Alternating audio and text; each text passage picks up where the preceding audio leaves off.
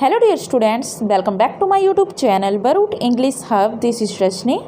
Dear students, आज के इस लेक्चर में हम डिस्कस करेंगे CET के लिए और जितने भी हमारे कॉम्पिटिटिव एग्ज़ाम्स होते हैं जिनमें हमारी इंग्लिश ग्रामर आती है उन सब के लिए जो मोस्ट इम्पोर्टेंट टॉपिक करने वाले हैं जो आपके काफ़ी एग्ज़ाम्स में देखा जाता है, काफ़ी क्या लगभग सभी एग्ज़ाम्स में ये टॉपिक आने लगा है अब तो इसको हम डिस्कस करेंगे जिसका नाम है सफलिंग ऑफ सेंटेंसेस और we can say that sentence arrangement. तो देखिए सेंटेंस अरेंजमेंट और सफलिंग ऑफ सेंटेंसेस सेम चीज़ें होती है। तो देखिए सफलिंग मीनिंग बता देती हूँ आपको क्या होता है तो आपको समझ आ जाए कि हम यहाँ करने क्या वाले हैं। The act of mixing something by changing the order of its parts is called सफलिंग। तो देखिए जब हम किसी चीज़ के पार्ट्स करके टुकड़े करके उनको आपस में मिक्स कर देते हैं जिनसे उनका ऑर्डर यानी कि उनका क्रम है जो बदल जाता है तो उनको हम सफलिंग कहते हैं। मान लीजिए यहाँ पर एक एग्जांपल मैं आपको देती हूँ सफलिंग ऑफ सेंटेंसेस का। मान लीजिए मैंने यहाँ पर क्या लिया, एक बैग उठाया, उस बैग से मैंने क्या निकाली, बॉल्स निकाले। तो क्या निकाली, बॉल्स, जो एक अरेंजमेंट में थी। सबसे पहले सबसे नीचे थी एक येलो बॉल, उसके बाद थी पिंक और फिर थी रेड और फिर ब्लू। तो ये एक अरेंजमेंट में थी और फिर मैंने क्या किया, उनको वापस उसी बैग के अंदर डाल दिया। पर मैंने इनको ऐसे नहीं डाला जैसे ये निकली थी। मैंने क्या किया, मान लीजिए सबसे पहले मैंने रेड उठा के डाल दी, फिर मैंने पिंक डाल दी, फिर येलो डाल दी और फिर ब्लू डाल दी। तो इनका ऑर्डर है आपस में वो क्या हुआ, बदल गया, चेंज हो गया। तो इसी तरह से क्या होती है, सफलिंग हो जाती है। तो इनकी क्या हुई है, सफलिंग हो गई है। यहाँ पर सफलिंग इसको बोलते हैं जब हमने इस अरेंजमेंट को बिगाड़ दिया, इसका मिक्सचर बना दिया। यानी मिक्सचर कैसे बना, हमने एक ही बैग में इसको डाल दिया पर हमने क्या किया, उसका जो अरेंजमेंट था ठीक अरेंजमेंट यानी जैसे हमने अरेंज की थी वो पहले वैसे नहीं डाली है। तो इसको हम क्या कहते हैं, सफलिंग बोलते हैं।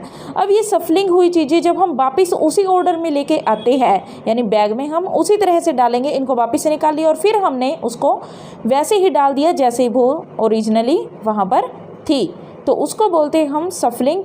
सेंटेंसेस का अरेंजमेंट करना जिसको हम बोलते हैं सेंटेंस अरेंजमेंट। तो ये सफलिंग है जो हमने आगे पीछे जो इनका ऑर्डर किया है उनको वापस उसी तरीके से डेकोरेट करना, उसी तरह से हमें वापस जब हमने उसको वापस लगाया तो उसको बोलते हैं हम सेंटेंस अरेंजमेंट। तो ये दोनों चीज़ें हमारे एग्ज़ाम में आती है और दोनों सेम ही होती है। यानी पहले हमने किसी ऑर्डर को बिगाड़ा और फिर उसका हमने क्या किया, अरेंजमेंट किया। तो उसी को हम बोलते हैं सफलिंग ऑफ सेंटेंसेस और सेंटेंस अरेंजमेंट। आई होप आपको ये चीज़ समझ आई होगी। तो देखिए अब हम चलते हैं हमारे टॉपिक पर। तो यहाँ पर क्या होता है, देखिए डायरेक्शन दी जाती है एग्ज़ाम के अंदर जिसमें आपको ये लिखा हुआ दिया जाता है इन क्वेश्चंस बिलो, कि जो क्वेश्चन नीचे दिए गए हैं, बिलो होता है नीचे, जो क्वेश्चन नीचे दिए गए हैं the first and the last sentences are numbered 1 and 6।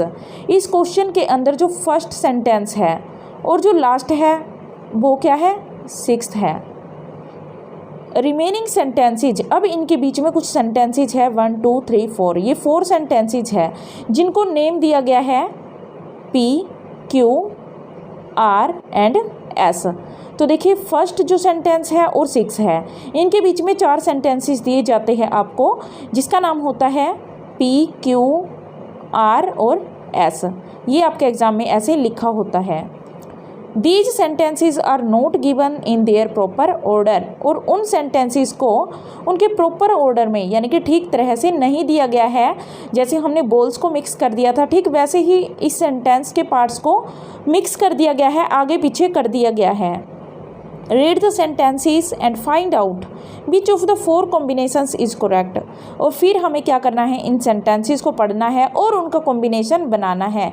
यानी कि हमें एक सेंटेंस को उस सीक्वेंस में लिखना है जिसमें ये ओरिजिनली लिखे जाएंगे। यानी हमने जो ये मिक्सचर है इसको ठीक तरह से अरेंज करना है।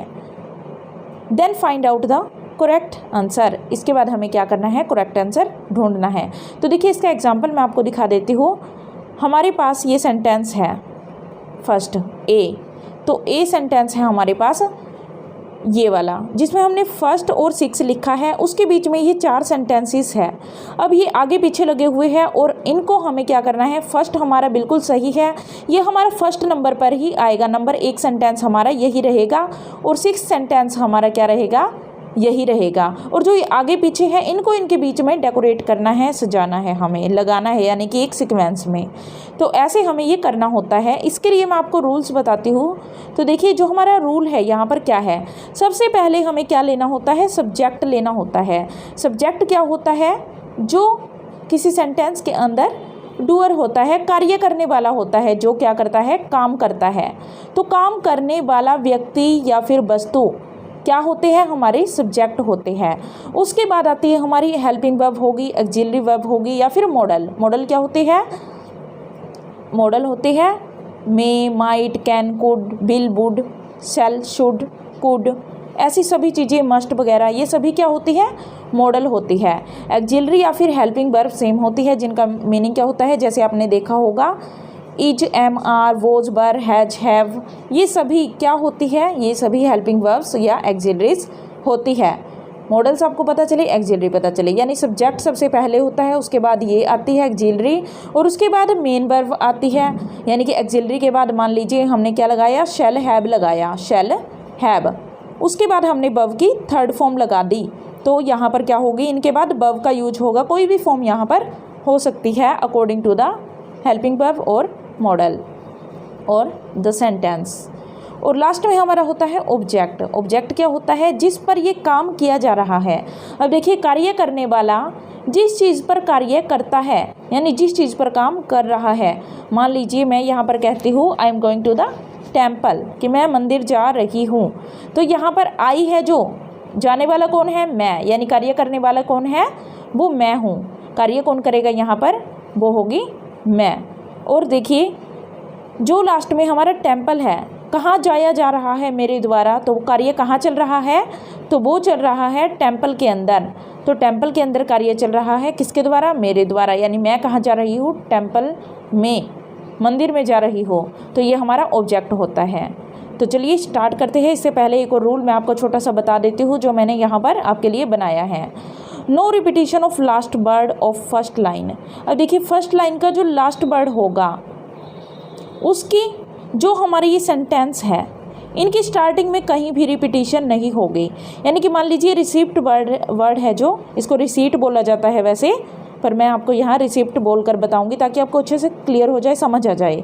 अब देखिए जो ये रिसिप्ट है, ये वर्ड हमें दोबारा से यहाँ पर नहीं मिलेगा, ना ही हमें पी की लाइन में मिलेगा, ना क्यू, ना आर, ना 6, किसी भी लाइन में हमें दोबारा से ये वर्ड नहीं मिलेगा। इनमें तो हमें बिल्कुल भी नहीं मिलता।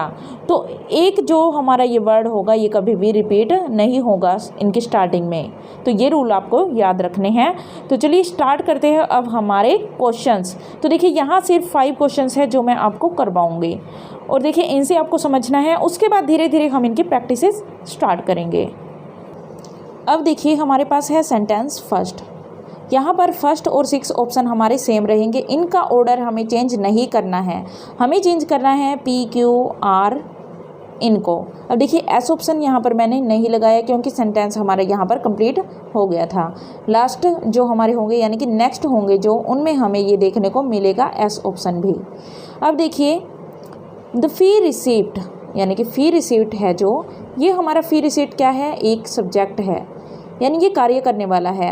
अब इस पर क्या किया जाएगा, यही क्या करेगा, कार्य करेगा, द फी रिसिप्ट।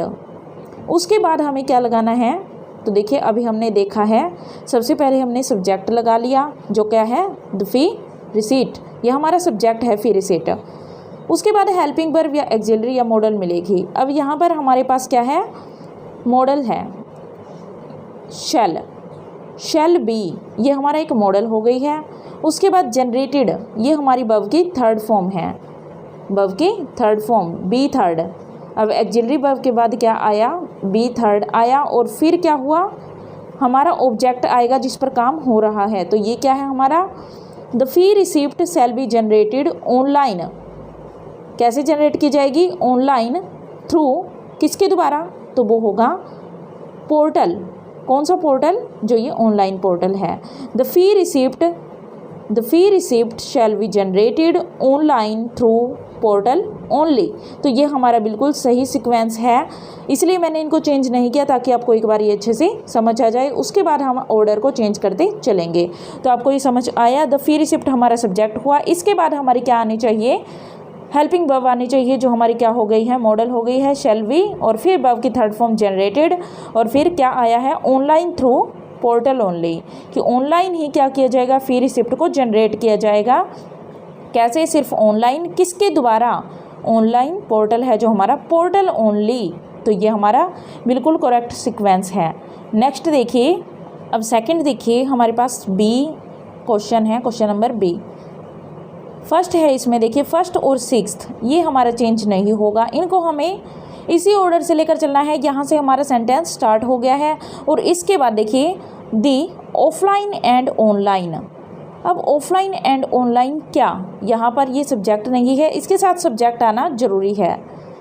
अब देखिए द ऑफलाइन एंड ऑनलाइन, इसके बाद सब्जेक्ट क्या लगाएंगे, इन कॉलेज एंड स्टूडेंट्स। तो ये तो हमारा सेंटेंस है जो करेक्ट नहीं है, इसके लिए हमें एक सब्जेक्ट चाहिए। तो वो सब्जेक्ट इनसे तो स्टार्ट नहीं होगा, स्टार्ट किससे होगा, लॉग इन रिस्पेक्टिवली। ये भी हमारा रिस्पेक्टिवली हमेशा कहाँ आता है, हमें लास्ट में ही दिखाई देता है, जहाँ पर हमारे दो लोग होते हैं, दो या फिर दो से तीन हो सकते हैं, चार हो सकते हैं, इनके बारे में बात होती है तो हम रिस्पेक्टिवली वर्ड का यूज करते हैं, यानी कि सेकंड, थर्ड, फोर्थ एक ही सीक्वेंस में।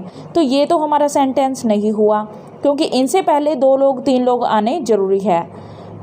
उसके बाद देखिए शैल बी प्रोवाइडेड, ये हमारी क्या है, वर्ब है, इससे पहले हमें एक सब्जेक्ट चाहिए। और ये जो लास्ट है हमारा on portal for collection of fees, ये हमारा सेम ही रहेगा, इसको हम चेंज कर ही नहीं सकते, ये लास्ट में ही आएगा। और देखिए यहाँ पर बचा कौन सा है, पेमेंट ऑप्शंस। तो हमने क्या उठाया, the offline and online payment options. तो फर्स्ट हमारा, फर्स्ट के बाद क्या आया, payment options. Payment options, payment क्या है हमारा, सब्जेक्ट है, तो एस आया इसके बाद। अब एस के बाद क्या आएगा, इसको हमें देखना है, पेमेंट ऑप्शंस, इसके बाद हमारे पास बी यानी कि वर्ब प्लस बी थर्ड होनी चाहिए। अब जो एक्सिलरी वर्ब है या फिर मॉडल, वो कौन सी है, यहाँ पर शैल हमें दिखाई दे रही है, तो हमने क्या उठाया, शैल बी प्रोवाइडेड, यानी कि ऑप्शन नंबर क्या हुआ, सॉरी ये था हमारा क्यू, और ये हुआ हमारा एस, क्यू एस। फर्स्ट के बाद क्या आया, क्यू आया और फिर एस आया। अब इसके बाद हमारा शैल बी प्रोवाइडेड, अब कहाँ पर प्रोवाइड किए जाने हैं, किए जाएंगे, कहाँ पर प्रोवाइड किए जाएंगे, तो ये ऑप्शन हमारा कट चुका है, ये भी कट चुका है। ऑप्शन बचे हैं हमारे पास 2, इन कॉलेज एंड स्टूडेंट्स और लॉग इन रिस्पेक्टिवली। अब जो रिस्पेक्टिवली वर्ड देखते ही हमें समझ आया कि इनसे पहले क्या होना चाहिए, दो लोग होने चाहिए, तीन लोग होने चाहिए। तो यहाँ पर दो चीज़ें हैं हमारे पास, इन कॉलेज एंड स्टूडेंट, तो ये हमें दिखाई दिया, तो क्या होगा यहाँ पर, ये ऑप्शन हमारा नहीं होगा थर्ड, इससे पहले क्या आ जाएगा, इन कॉलेज एंड स्टूडेंट। तो यहाँ पर हमारा ऑप्शन नंबर पी आया। और जो लास्ट बचा वो क्या रहा है, अब लॉग इन रिस्पेक्टिवली, यानी कि हमारा ऑप्शन नंबर आर, लास्ट में 6th हमारा आ जाएगा। तो हमारा जो आंसर होगा वो क्या रहेगा, इसमें QSPR, ये हमारा करेक्ट ऑप्शन होगा। एक बार इसको क्लियरली मैं आपको समझा देती हूँ। देखिए, the offline and online payment options shell be provided, क्योंकि ये हमारा सेम ऑप्शन रहेगा। उसके बाद पेमेंट ऑप्शंस सब्जेक्ट, और सब्जेक्ट के लिए ऑप्शन क्या है हमारा, क्यू, और फिर उसके बाद शैल बी प्रोवाइडेड, ये हमारी हेल्पिंग वर्ब हुई, और बी 3 हुई, तो यहाँ एस, और फिर इसके बाद क्या आएगा, shall be provided in college and student P, log in respectively, इन दो के लिए यूज किया रिस्पेक्टिवली, तो हमारा आर हो जाएगा, लास्ट में हमारा 6th। तो ये हमारा करेक्ट सीक्वेंस होगा। देखिए क्वेश्चन नंबर सी है हमारे पास। देखिए यहाँ फर्स्ट एंड 6th ये हमें चेंज नहीं करना है, PQRS ये ऑप्शंस है, इनको एक सीक्वेंस में लगाना है। तो फर्स्ट में ही हमें क्या दे दिया जाता है, या तो हमें कोई सेंटेंस दिया जाता है, उसकी स्टार्टिंग दी जाती है, या फिर हमें साथ में सब्जेक्ट भी दे दिया जाता है। अगर सब्जेक्ट ना हो तो हमें यहाँ से फाइंड आउट करना पड़ता है, अगर सब्जेक्ट है तो हमें सिर्फ किसकी तरफ चलना पड़ता है, सब्जेक्ट के बाद क्या आता है हमारा हेल्पिंग वर्ब की तरफ चलते हैं, या फिर मॉडल्स होती है उसकी तरफ चलते हैं, एक्सिलरी की तरफ चलते हैं, और फिर हम बी थर्ड और फिर ऑब्जेक्ट की तरफ चलते हैं। अब हमारे पास द रिजल्ट अपने आप में क्या है, एक सब्जेक्ट है। हमें ज़रूरत है हेल्पिंग वर्ब और बी थर्ड की। अब आपको यहाँ पर किस में हेल्पिंग वर्ब दिखाई दी, तो वो है are, has been processed, the result has been processed. तो यहाँ पर हम क्या करेंगे, 1 के बाद हमारा जो है ऑप्शन में वो है आर के बाद हमने उठाया, वर्ब की थर्ड फॉर्म तक हो गया है, the result has been processed in the examination. तो रिजल्ट एग्जामिनेशन में तो आएगा नहीं, तो रिजल्ट को प्रोसेस किया जा रहा है इन द एग्जामिनेशन, तो ये हमारा रॉन्ग है कि एग्जामिनेशन में, एग्जाम में ही क्या किया जा रहा है, रिजल्ट को प्रोसेस किया जा रहा है, ये अपने आप में ही गलत है। प्योरली ऑन बेसिस ऑफ, तो यहाँ पर ये हमारा हो सकता है, पर इससे पहले हम और भी देख लेते हैं। Marks obtained by the candidates, the result has been processed, marks obtained by the candidate in the examination. तो इससे पहले हमें क्या करना है, तो हमारा सही सीक्वेंस क्या है कि जो रिजल्ट है वो किस पर बेस्ड होगा, प्योरली ऑन बेसिस ऑफ, तो हमारा कहाँ जाएगा ये, पी पर। The result has been processed purely on basis of, किस पर बेस्ड है वो, मार्क्स पर, क्योंकि बेस्ड ऑफ या बेसिस ऑफ, तो यहाँ पर ऑफ के बाद क्या आना चाहिए, जिस चीज़ पर वो बेस्ड है। तो यहाँ पर किस पर बेस्ड है वो, तो एग्जामिनेशन पे तो बेस्ड नहीं है, वो है मार्क्स पर, कि जो मार्क्स ऑब्टेन्ड किए जा रहे हैं कैंडिडेट के द्वारा, उस पर ये क्या है, बेस्ड है। तो ऐसे हमें सोच कर चलना पड़ता है, माइंड को लगाना पड़ता है। तो the result has been processed, कि जो रिजल्ट है जो प्रोसेस किया गया है purely on the basis of marks, किस पर बेस्ड होगा वो, मार्क्स पर, जो कैंडिडेट के द्वारा ऑब्टेन्ड किए जाएंगे। अब कहाँ पर ऑब्टेन्ड करेगा वो, किससे, मार्क्स कहाँ से आएंगे, एग्जामिनेशन से, तो कहाँ से आएंगे वो, एग्जामिनेशन से। तो यहाँ पर पी के बाद है जो वो क्या आ जाएगा, हमारा एस आ जाएगा, और फिर उसके बाद लास्ट जो बचा है वो क्या आ जाएगा, क्यू। तो हमारा जो सही सीक्वेंस है वो क्या बना, the result has been processed purely on the basis of marks obtained by the candidate in the examination held on last date, ये हमारा लास्ट में चला जाएगा। तो यहाँ पर जो ये 4 ऑप्शन हैं इन्हें ही हमें ठीक करना होता है। उसके बाद देखिए डी है हमारा 4th क्वेश्चन, यहाँ पर हमारा फर्स्ट ऑप्शन ये सेम रहेगा, 6th भी सेम रहेगा। इनको हमें क्या करना है, सीक्वेंस में लगाना है। तो सीक्वेंस बनाने के लिए हम क्या करेंगे, दोज हु आर, अब दोज अपने आप में क्या है, एक सब्जेक्ट है, कि वे जो, वे अपने आप में क्या हुआ, एक सब्जेक्ट हुआ, क्योंकि यहाँ पर प्रोनाउन है जो वे, वो एक सब्जेक्ट है, क्योंकि हमारा सब्जेक्ट क्या होता है, या तो नाउन होता है या प्रोनाउन होता है। तो वो या वे अपने आप में क्या है, एक सब्जेक्ट है। उसके बाद दोज हु आर, अब वे लोग जो हैं किस चीज़ में हैं, आर मेंटली नॉट डिफरेंट, जो डिफरेंट नहीं है। तो इसके लिए देखिए आर यहाँ पर लास्ट में आया, तो इसके लिए मैं एक रूल बता के गई हूँ अभी आपको, तो आपने रूल देखा होगा, मैंने क्या बताया था यहाँ पर, कि जो सेंटेंस होंगे, no repetition of last word of first line at the beginning of any line, कि जो लास्ट वर्ड है लाइन के अंदर, जैसे कि यहाँ पर आर है, वो कभी भी बिगिनिंग में दोबारा से रिपीट नहीं होगा। तो आर ये तो हमारा रॉन्ग हो गया, क्योंकि हमें आर दोबारा रिपीट नहीं करना है, क्योंकि एक बार ये वर्ड आ चुका है।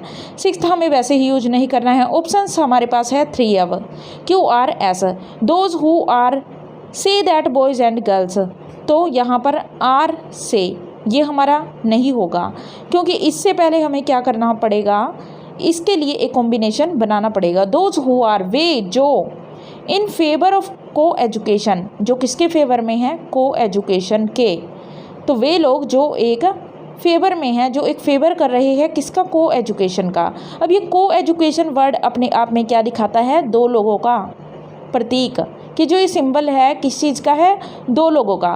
को एजुकेशन में क्या होता है, 2 या 2 से ज़्यादा चीज़ें होती है। अब 2 चीज़ों की तरफ हमें चलना है, तो 2 चीज़ें किस में दी गई है, से दैट बॉयज़ एंड गर्ल्स, तो यहाँ पर 2 है या 2 से ज़्यादा हो सकते थे। तो यहाँ पर को एजुकेशन है, किन किन की होती है, को एड स्कूल आपने सुने होंगे, जो 2 लोगों के होते हैं, गर्ल्स एंड बॉयज़ के होते हैं को एड। तो यहाँ पर जो को एजुकेशन है किन की है, बॉयज़ एंड गर्ल्स की। तो अपने आप में ही ये इसको कंप्लीट कर रहा है, कंप्लीट सेंस दे रहा है ये sentence. Those who are in favour of co education, तो फर्स्ट के बाद क्या आ जाएगा, एस। अब वे लोग जो फेवर में है को एजुकेशन के, वे क्या कहते हैं, से दैट, वे कहते हैं कि बॉयज़ एंड गर्ल्स, तो यहाँ पर क्यों आ जाएगा, बॉयज़ एंड गर्ल्स, और उसके बाद हमारे पास आया एंड इमोशनल एंड फिजिकल, ये तो हमारा होगा नहीं क्योंकि boys and girls and emotional and physical differences, तो ऐसा तो हमारा नहीं बनेगा क्योंकि को एजुकेशन बॉयज़ एंड गर्ल्स की है। तो वे क्या करते हैं, आर, क्योंकि इसके बाद जो बॉयज़ एंड गर्ल्स अपने आप में अब किसका काम कर रहा है, नेक्स्ट जो सेंटेंस जोड़ा गया है सेज दैट। अब देखिए सेज दैट के बाद हमारा अलग से एक सेंटेंस स्टार्ट हो जाता है। जब भी हम किसी सेंटेंस को ऐड कर रहे हैं किसी कंजक्शन के साथ, तो वहाँ से हमारा एक सेंटेंस स्टार्ट हो जाता है। तो यहाँ पर देखिए आर मेंटली नॉट डिफरेंट, उसके बाद से दैट, तो ये से दैट बॉयज़ एंड गर्ल्स, ये अपने आप में क्या बन गया, एक सब्जेक्ट, बॉयज़ एंड गर्ल्स। उसके बाद हमने क्या लगाया, are mentally, boys and girls के बाद हमने क्या लिया, helping verb are mentally not different and emotional and physical differences are no bar to the learning of any subject. अब इसको देखिए एक बार रफ करके अच्छे से समझाती हूँ आपको मैं। तो देखिए अब दोज हु आर, अब आर के साथ आर का कॉम्बिनेशन नहीं होगा, सिक्स्थ हमारा वैसे ही कट चुका है, फर्स्ट भी कट चुका है। दोज हु आर, वे लोग जो, इन फेवर ऑफ को एजुकेशन, जो को एजुकेशन की फेवर में है, तो एस सबसे स्टार्टिंग में आया, इन favour of co education. Say that, वे क्या कहते हैं कि वे लोग जो को एजुकेशन के फेवर में हैं, वो कहते हैं कि बॉयज़ एंड गर्ल्स, ये अपने आप में क्या बन गया, वो सब्जेक्ट बन गया है। सब्जेक्ट के साथ हमें क्या चाहिए, हेल्पिंग वर्ब। इसके बाद क्या आ जाएगा, boys and girls are mentally not different, तो यहाँ पर हो जाएगा हमारा क्यू और फिर पी, क्यू एंड पी। और इसके बाद पी के बाद जो हमारा अब बचा है वो कौन सा होगा, हमारा होगा वो are, not different and emotional and physical wars are. अब देखिए जो ये इमोशनल एंड हमारी एक कंजक्शन है, जब दो आपस में जुड़ते हैं सेंटेंसेस तो कंजक्शन का यूज़ होता है जो इनको आपस में जोड़ती है। जैसे से दैट, अब दैट आया था, इसके बाद से अलग सेंटेंस एक स्टार्ट हुआ तो हमें हेल्पिंग वर्ब की ज़रूरत पड़ी आर के। ये समझने वाली चीज़ें हैं, आगे भी सभी सेंटेंसेज इसी बेस पर हमारे कवर होते जाएंगे, बहुत ईजी है ये करना। अब बॉयज़ एंड गर्ल्स है, उनके बाद हमने आर हेल्पिंग वर्ब्स उठाई, हेल्पिंग वर्ब क्या हुई हमारी आर। उसके बाद क्या आया, एंड कंजक्शन आया, फिर हमारा एक सेंटेंस स्टार्ट हुआ इमोशनल एंड फिजिकल डिफरेंसेज। अब इसके बाद भी डिफरेंसेज के बाद क्या आ गया आर, तो ये सिक्स हमारा इसके बाद में चला गया है, are no bar to the learning of any subject, तो ये हमारा एकदम करेक्ट सीक्वेंस होगा। अब लास्ट है हमारा fifth, the 5 star hotels, first हमारा सिक्स्थ, ये दोनों हमारे कट जाएंगे वैसे भी। द 5 स्टार होटल्स कि जो 5 स्टार होटल्स हैं, अब होटल्स कहाँ पर है ये, और एग्जाम्पल देखिए इनके, एक इसमें मिलता है इन हरियाणा और दूसरा है ऑफ द शिवालिक हिल्स। तो पहले हमें क्या उठाना है, of the Shivalik hills, the 5 star hotels of the Shivalik hills कि जो होटल्स है 5 स्टार होटल्स है कहाँ के, शिवालिक हिल्स के। अब ये है कहाँ पर, सबसे पहले है कहाँ के है और फिर कहाँ पर है, the 5 star hotels of the Shivalik hills in Haryana. उसके बाद हरियाणा 5 स्टार होटल्स है वैसे सब्जेक्ट, और उसके साथ ये आपस में जुड़ चुके हैं सेंटेंसेस दो। अब हमें चाहिए हेल्पिंग वर्ब, हेल्पिंग वर्ब कौन सी है, हैव बिकम, तो यहाँ से हमने क्या उठाया, क्यों उठाया। अब बचा हमारे पास कौन सा, are, the first choice of the tourists in the country, और सिक्स्थ आ जाएगा, तो इसके साथ यही मैच करता है, टूरिस्ट के बाद इन द कंट्री। तो हमारे क्या बना, the 5 star hotels of the Shivalik hills in Haryana have become the first choice of the tourists in the country. तो ये हमारा करेक्ट सीक्वेंस है। तो आई होप आपको समझ आया होगा। आप इसको 1-2 बार और देखना, उसके बाद हम सीक्वेंस में अब जितने भी करते चलेंगे ये लेक्चर, आपको सब कुछ क्लियर होता जाएगा। Thank you.